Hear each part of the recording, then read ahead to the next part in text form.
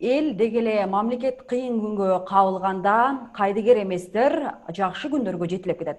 Биз бүгүн Кыргызстанга коронавирус илдети тарагандан бери жарандарга деги эле мамлекеттик мекеме ишканаларга медициналык гуманитардык жардам көрсөтүп келе жаткан коомдордун бири Кызыл Ай коомунун ишмердүүлүгү тууралуу маек курабыз. Тактап айтканда алдыда дагы кандай жардамдар көрсөтүлөт, алардын курамына кошулчу ыктыярчы жаштар кантип кошулуу керек, кандай жардамдарды көрсөтүштү? Мына ушул суроолорго жооп алуу үчүн Кызыл Ай коомунун Ош облустук өкүлчүлүгүнүн адиси Калымүбү Раимова эжекебиз менен аралыктан байланышабыз. Саламатсыздарбы?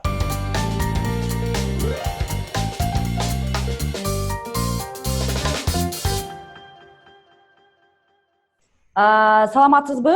Сиз менен маегибизди баштай берели. Мына март айынан бери кыргыз элинин башына оору жактан, баягы гуманитардык жактан сыноо келип жатканда, ошол сиздердин Кызыл Ай коому өзүнүн ушул жакшы жардамдарын көрсөтүп жатканын көрүп калдык, угуп калдык дегендей, азыркы учурда дагы жардам берүүлөр уланып жатабы? Ооба, мына өткөн жума ушул 200 адам продуктовый пакет алды. Алардан эң аярлуу, анан көп балалуу үй бүлөлөргө жардам бердик. Кара Суу районунан алдык аларды.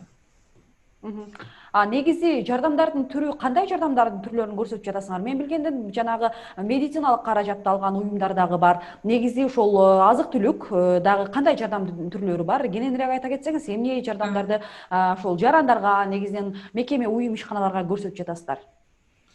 Кызыл Ай коому ушул пандемия убагында башталгандан баштап эле өзү өкмөткө карата эң негизги жардам ролун ойноп келатат. Биринчи алганда маалымат таратуудан, биринчи алгачкы жардамды көрсөтүүдөн, мисалы маалымат таратууда ошол коронавирус илдетинен кантип өзүн сактоо керек, анын алгачкы белгилерин кантип аныктоо.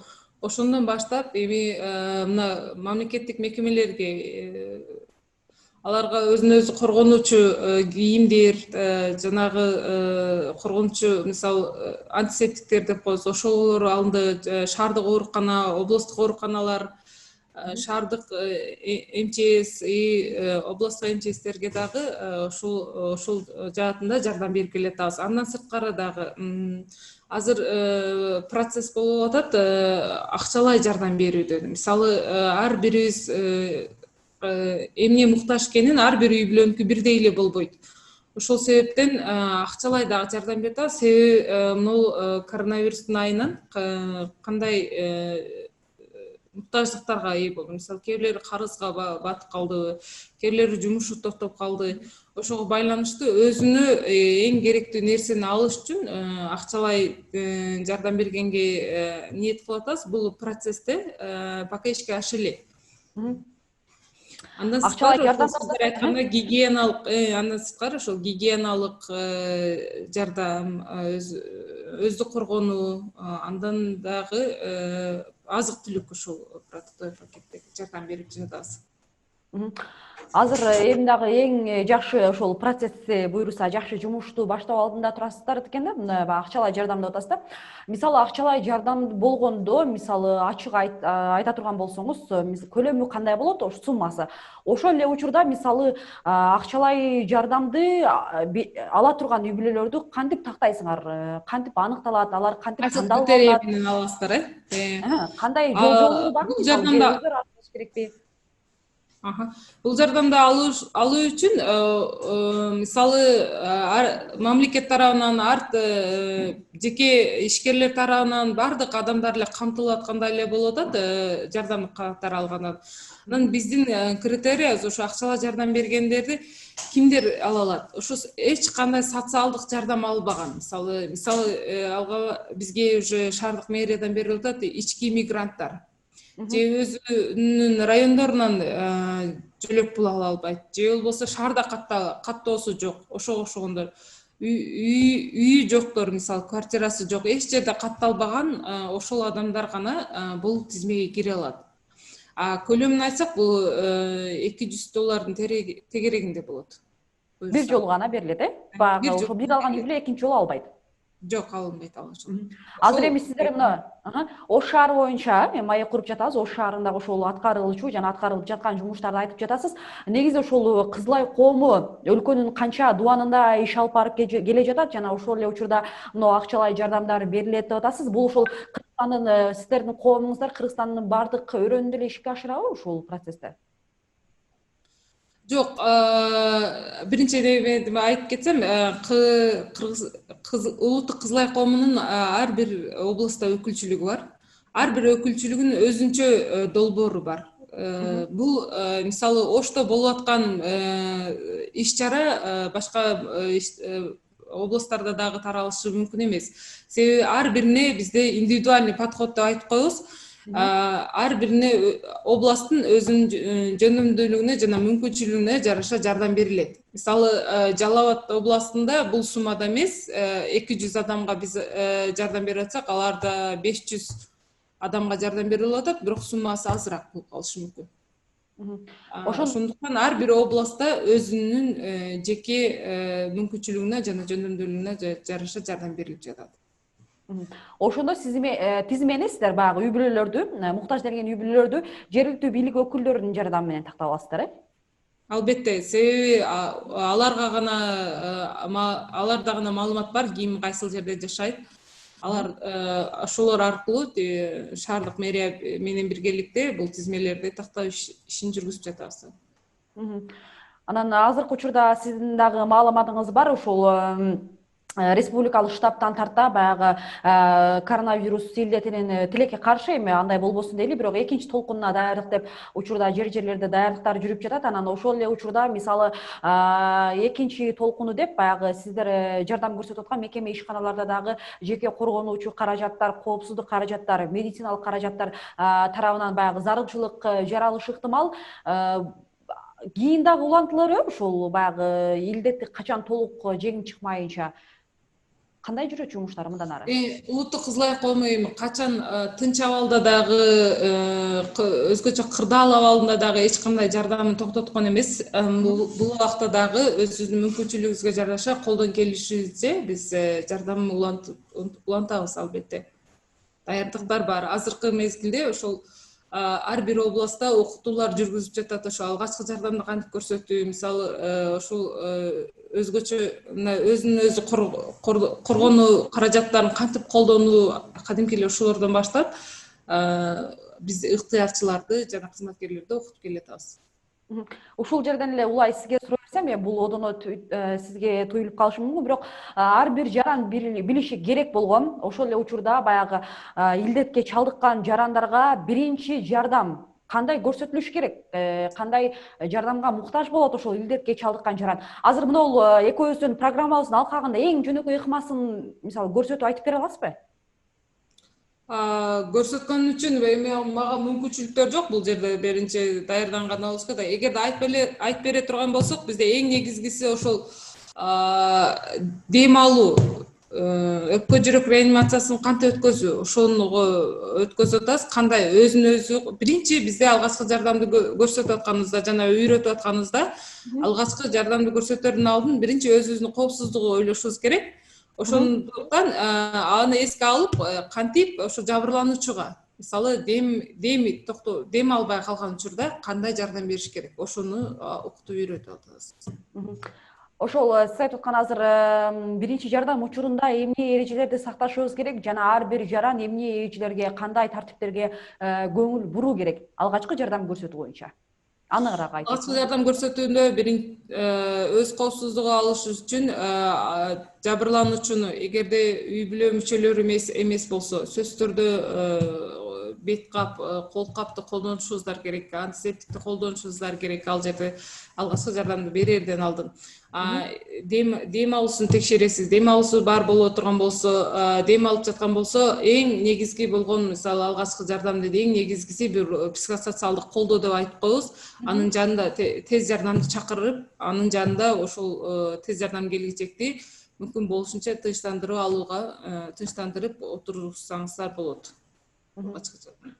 Окутууда дагы эмнелерди үйрөтүп жатасыңар? Мисалы, ушул азыр мен билгенден тез жардам келге чейин, мисалы өзүмө деле, жеке өзүмө деле жалпы көрөрмандарга маалымат болуп атат. Ушул кайсыл бир жаранды оор абалга калса, биз алгачкы жардамды көрсөтөрдөн мурда, баягы тез жардамдар келерден мурда дейли, психологиялык жактан тынчтандырышыбыз керек.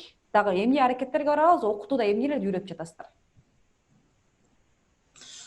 Кантип ошол дем алуу көнүгүүлөрүн, мисалы алар келгичекти кандай оорлошуулар болсо дем алуу көнүгүүлөрүн, эми алгачкы жардамды көрсөтүп атканда ошол кадимки эле тез жардам сизге тезинен келиш үчүн да туура маалыматты дагы берүү керек. Туура маалымат берүү, өзүнүн алгачкы белгилери кандай болуп атат, ошолорду дагы үйрөтүп колдогонго аракет кылып атабыз. Андан сырткары дагы тез жардамга сөзсүз эле муктаж убагында чалбай эле, андан сырткары дагы өзү жашаган жеринде анализдөө, жакын жерде жашайбы, тез жардам кайсыл убакта келет, канча убакыт талап кылынат ал жерге баргычакты же сизге келгичекти. Ошондон бери ошолор дагы бизде камтылган да окутууда. Азыркы учурда окуунун ошол биринчи этабы болсо дагы аяктадыбы? Мисалы, канча убактан канча убакка чейин ошол баягы окутууга катышкандар сиздер айтып аткан процесстерге даяр болуп чыгышат, кайсыл жерлерде алар иштешет, кайсыл аймактарда ошол жарандарга биринчи жардамдарды көрсөтүшөт? Биздин негизги принцибибиз бул адамдарды ар бир адам өзү даяр болуш керек. Сөзсүз түрдө эле мисалы бир жерде иштеп, бир жерде окуган адамдар гана эмес, бул үй кожойкелери, үй бекемелери, мектеп окуучулары, калктын ар бир катмарына эле окутуп үйрөткөнгө аракет кылабыз бул алгачкы жардамды. Эгерде алардын тилекке каршы алардын көбүнчө убакыты болбой калат, алардын жөндөмдүүлүгүнө убактына карата окутканга аракет кылабыз. Мисалы, кээ бирлери биз өткөрө турган темаларды жакшы эле билишет, билет дагы мага муну үйрөтүп бериңиздер. Мисалы, мен кан кетүүдө кантип алгачкы жардамды ошону гана үйрөнүшүм керек, мага ошону үйрөтүп коюңуздар. Ар бир адамдын өзүнүн жөндөмдүүлүгүнө жана убактына карата окутуу үйрөтөбүз. Азыркы учурда ошол окутуу жемиштерин берип жатат да, мисалы, аймактарда жарандар өздөрү ушул алгачкы жардамдарды көрсөтүүлөрдү кантип коргонуу керектигин үйрөнүп калыштыбы? Мисалы, Ош облусу боюнча алганда, мисалы, Ош шаар боюнча алганда ийгилиги кандай болуп жатат? Ийгилиги бизде эң негизги көрсөткүч болгон биздин ушул эмблемабызды таанып, ошол алгачкы жардамды ушулар окута алат деп келгендери жакшы. Мисалы, жакын эле могул өзүмдүн тажрыйбам эле айтып кетейин. Ол биздин кеңсеге жакын эле жерде бир аял ооруп калган учурда эле ошол жерден бул жерде тез жардамга чакырып, андан кийин бизге чуркап келишти. Балдар жанында көргөн эми свидетелдер айтпайбыз, алар келип эле ошол бул жерде бир аялга ооруп калды, эси болуп жыгылып калды, бул жерде жардам берип коюңуздар деп. Бул биздин дагы эң чоң көрсөткүчүбүз. Биздин ыктыярчылар барып алгачкы жардам жанында, бирок алгачкы жардам анчалык деле кирген жок, психосоциалдык колдоо болду. Психосоциалдык колдоо көрсөтүп анын жанында турганда эле уже тез жардам кызматкерлери келип ал аялды алып кетишти.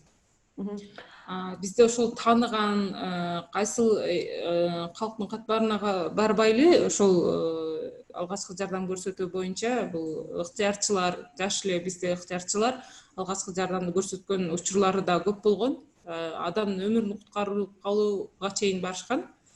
Бул окутуунун жемиштери жакшы эле болуп жатат. Көрсөткүчтөрү жакшы. Анан мисалы ковидтен сактануу, пневмониядан сактануу боюнча мисалы эл аралык эрежелер, алгоритм барбы? Мисалы, анан эгерде ошондой эл аралык эрежелер боло турган болсо, бизде Кыргызстанда, анын ичинде эле мисалы Ош шаарын алып көрөлү, колдонулабы? Ковидтен сактанып калуу, алардын алдын алуу бул сөзсүз түрдө эле эң чоң талап кылынып турган эмес. Бул эң базовый. Мектеп окуучулары, садиктегилер дагы эң биринчи эле өздүк гигиена сактап, колун жууп, убагында жууп, бет капты, эгерде коомдук жайларда жүргөндө, коомдук транспортторго түшкөндө, ошол өзүн өзү ар бир адам өзүнүн жоопкерчилигине алса эле бул оорунун алдын алса болот. Анан эми баягы гуманитардык жардамдарга өтөлү дегендей да. Мисалы гуманитардык жардамдарды таратууда, ошол эле медициналык каражаттарды анын ичинде жеткирип берүүдө, аймактарга таратууда кандай кыйынчылыктар эмне болуп жатат? Жана аларды баягы тоскоолдуктарды жеңүү менен ийгиликтер кантип ошол жардамдарды туура жеткирип, дарегине жеткирип жатасыздар? Ошол процесс негизи жумуш кандай болуп жатат? Гуманитардык жардамда өздүк коргонуу каражаттарын таратууда бул эч кандай кыйынчылыктар жараткан жок. Себеби бизде бул убакка чейин алдын ала биринчи ошол жардам ала турган жакка чыгаардан алдын ал жерде канча адам бар, анализден өткөзөбүз. Программа канча адамга эмнелерге муктаж, себеби бир районго берген нерсени экинчи районго сөзсүз түрдө эле ошол бирдей болбойт. Пландаштырып чогуу өткөзгөндөн кийин эч кандай кыйынчылыктар болгон жок. Себеби жергиликтүү бийликтер менен анан жергиликтүү мисалы өзгөчө кырдаал министрликтери менен биргеликте чогуу координацияда иш алып барганбыз. Азыр маектин башында дагы айтып өттүңүз, 200 чукул үй бүлө дедиңиз жардам алды деп. Азыркы учурда ушул облус боюнча ала турган болсок, мисалы жардам ала тургандар, мисалы жардамга муктаждар көппү? Абал кандай негизи? Жарандар өздөрүнүн үй бүлөсүн өздөрү баягы экономикалык жактан каржылап, жумуш ыргактары өз нугуна түшүп калдыбы же дагы деле ошол муктаждык оор бойдон калуудабы? Кандай дейсиз абал? Жок, бул биринчи күндөн, пандемиянын биринчи күндөрүнө салыштырмалуу. Азыр уже өзүңүздөр көрүп атасыздар, жеке ишкерлерге уже ишке ашып, ишке барып, жумуш орундары кайра калыбына келип иштеп жатышат алар да. Эгер бир аз гана талаптары бар, ошол социалдык дистанцияны сактоо менен анчалык деле элдерде мисалы анчалык деле муктаждыктар жок деп ойлойм. Азык түлүккө аз бүгүнкүгө караганда, мурдакка караганда андай деле көп эмес. Азыркы учурда мисалы сиздердин курамыңыздарда канча ошол жумушчу дейли, ыктыярчы иштеп жатат? Анан эгерде өз каалоосу менен баягы сиздердин жумушуңуздарга баа берип, сиздердин жумушуңуздарга күч болуп, дагы деле сиздерге баягы көмөктөшөйүн деген ыктыярчылар кошулса эмне кылуу керек, мисалы шарттары кандай дегендей, ошолор боюнча айтып өтсөңүз. Бизге ыктыярчы болуп катталгандар бар. Пандемия убагында дагы аябай көп ыктыярчылар пайда болду, бизге келип кошулду. Андан себеби биз алардын баардыгынын эле жардамын кабыл ала алган эмеспиз. Себеби биздин кеңседе дагы адамдын саны чектелүү болчу. Көп адамды ишке алууга мүмкүнчүлүк эмес. Мисалы, эгер ушул ыктыярчы кайсыл райондон, кайсыл микрорайон, кайсыл участоктон катталган болсо, мисалы ошол жерге жардам алып бара турган болсок, ошол ыктыярчыны гана жардамга сураганбыз. Себеби ал ыктыярчы ар бир көчө, ар бир үйдүн жашоочусун жакшы билет. Биз дагы алар менен бирге таратканыбызда дагы эң оңой, тез дагы таратабыз, эң оңой болот да. Эми ыктыярчы болууга бизден сайт бар. Кыргызстан Кызыл Ай коому сайтында кеңири жазылган кандай эмнелер болуш керек. Бул ыктыярчы, бул эң эле негизгиси ошол өз ыктыяры менен бул жерге жардам берет деп келгендер бул жерде көп бизде да. Анан Ош шаарында бир 300дөн ашуу активдүү, аябай активдүү ишке ашып келаткан ыктыярчылар иштейт бизде. Алардын жаш курагы мисалы мектеп окуучусунан баштап пенсия жашынан дагы улуурактар катталган бизге.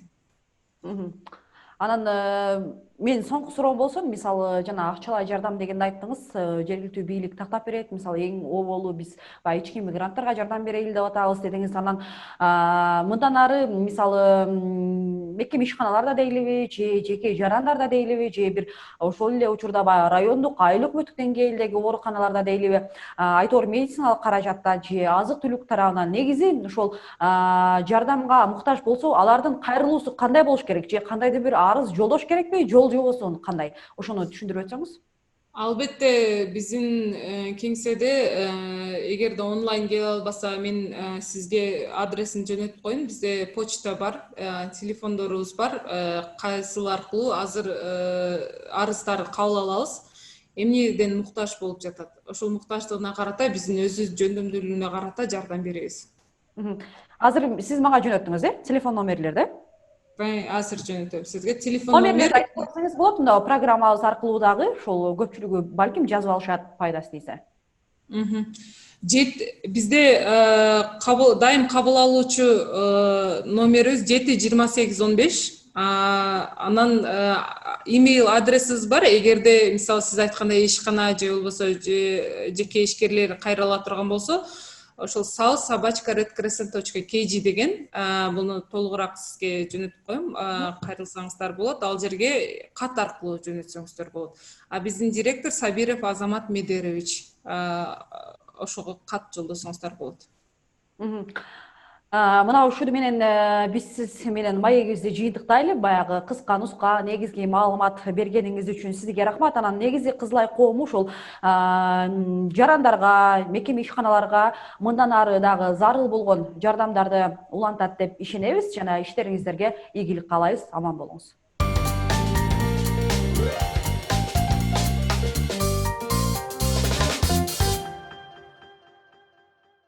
Урматтуу көрөрмандар, биз мына ушуну менен бул жолку программабызды жыйынтыктайбыз. Биз бүгүн Кызылай коомунун ишмердүүлүгү, алардын көрсөтүп жаткан жардамдары тууралуу маек курдук. Ал үчүн биздин суроолорубузга Кызылай коомунун Ош облустук өкүлчүлүгүнүн кызматкери Калымбүбү Раимова эжекебиз жооп берди. Эсиңиздерге сала кетели, Ош облусу боюнча, Ош шаары боюнча алдыда социалдык жактан аз камсыз болгон жарандарга азыркы учурда жардамга муктаж болуп жарандарга акчалай жардамдар көрсөтүлөт. Чыныгы муктаждарды жергиликтүү бийлик өкүлдөрү тактап берет. Мисалы, Ош шаарында бул сумма $200 болсо, башка аймактарда, башка облустарга, кырдаалга жараша түрдүү суммада жардам берилет. Мындан сырткары гуманитардык, азык-түлүк, медициналык каражаттар дагы бериле бермекчи. Ал эми Кызылай коомунун курамына кошулуп,